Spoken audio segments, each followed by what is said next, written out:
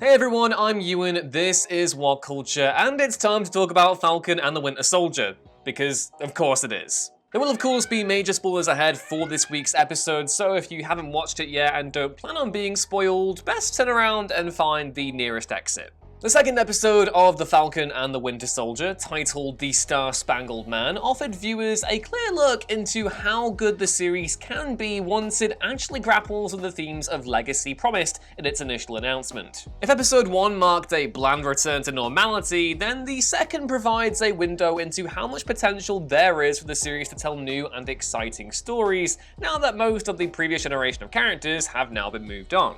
Much of The Star-Spangled Man devoted itself to setting up wider conversations surrounding Captain America and what it means to inherit a legacy more generally. We see John Walker, the new Captain America, played by Wyatt Russell, struggle to comfortably embody what it means to be the Sentinel of Liberty, while Bucky Barnes and Sam Wilson also have trouble digesting what that means for their own respective journeys. Potentially more important though isn't what the episode does with the future of Captain America, but actually what it does with its past. About midway through this week's episode, we're introduced to an old man named Isaiah, who Bucky encountered during the Korean War back when he was under Hydra control and was doing the whole assassination thing. Bucky takes Sam to Isaiah after they discover the Flag Smashers have enhanced their strength with a version of the Super Soldier Serum, with the reveal being that the character was once a super soldier for the US government, but who was then persecuted by said government and then effectively wiped from the history books. It's a pretty massive revelation, and one that holds massive implications for Captain America in the MCU, so let's get stuck in.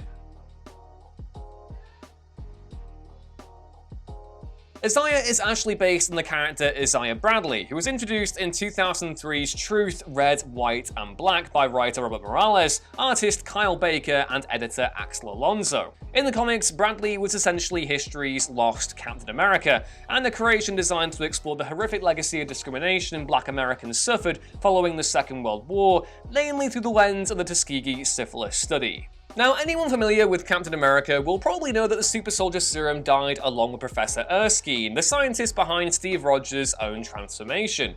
What readers may not know, though, is that Project Rebirth didn't begin and end with Rogers and Erskine. Numerous attempts at creating super soldiers both before and after 1940 were met with failure, with Erskine himself only unlocking the secrets to make the formula work, making certain adjustments that would ensure its success.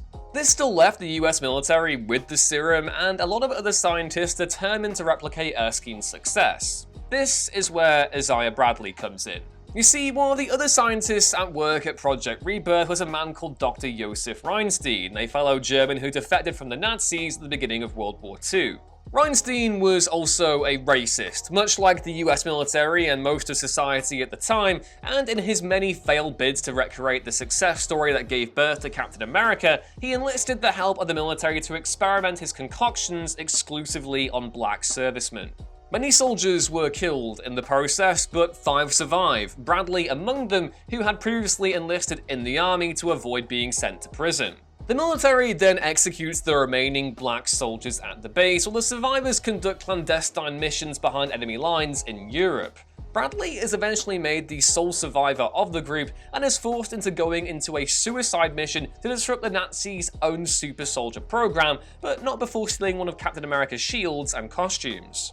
Bradley is able to assassinate the Nazi behind the program, but upon his return to the US, he is court-martialed and imprisoned. He remains incarcerated for 17 years until he receives a pardon from President Eisenhower in 1960, but the character's legacy was stricken from the history books as a part of that deal, forgotten by most save for Marvel's Black heroes, who rightly venerate Bradley as one of history's most overlooked and greatest figures. And this is where the MCU comes in, because for all that Captain America: The First Avenger is a great film, it also whitewashes pretty much all of the Second World War.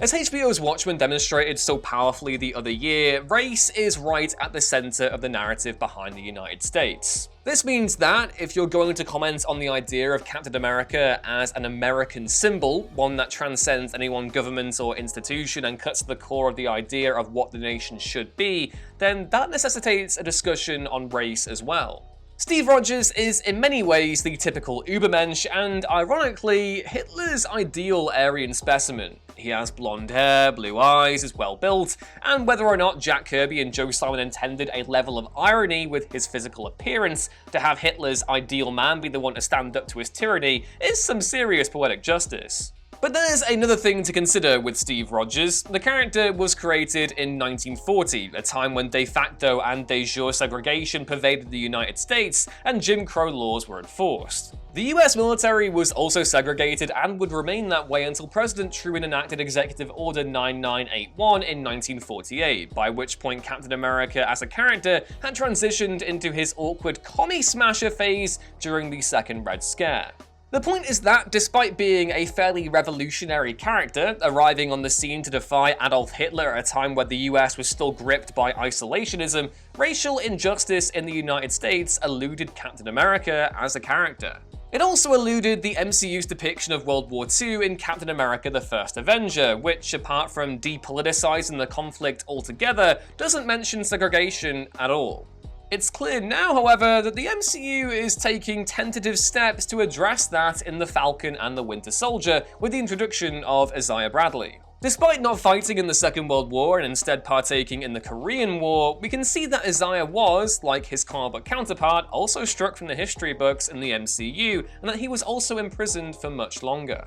The difference this time is that Steve Rogers didn't learn who the character was, and that Bradley himself isn't living the happy retirement he eventually got in Truth, Red, White, and Black. What the Falcon and the Winter Soldier is essentially doing right now is inserting actual history back into the MCU, exploring how there's more to the legacy of Captain America than just Steve Rogers, and how race continues to inform the concept of the character with the government's treatment of Sam, and with John Walker now in the costume.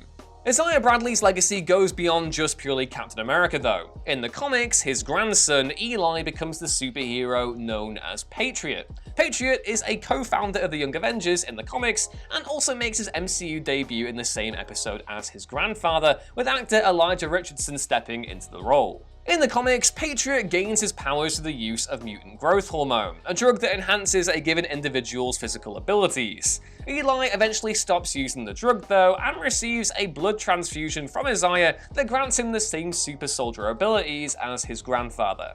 It's way too early to tell if Eli will have a significant role outside of the Falcon and the Winter Soldier, but the character was at one time set to appear in 2018's Black Panther, and given Marvel appeared to be laying the groundwork for a Young Avengers team-up, with Kate Bishop, Ms. Marvel, Cassie Lang, Speed, and Wiccan all in the mix currently, it would certainly appear as though he's in Marvel's plans. Either way, one would imagine that both Isaiah and Eli will factor into future episodes of The Falcon and the Winter Soldier, especially as Sam begins to contemplate reclaiming the shield back from John Walker. The legacy of Captain America has been blown wide open by the former's introduction, but only time will tell if the show is up to the task of unpacking it as thoughtfully as Truth, Red, White, and Black. And that was everything you need to know about Isaiah Bradley. Please go check out Truth, Red, White, and Black when you get the chance, but in the meantime, I want to know what you'll think of the character.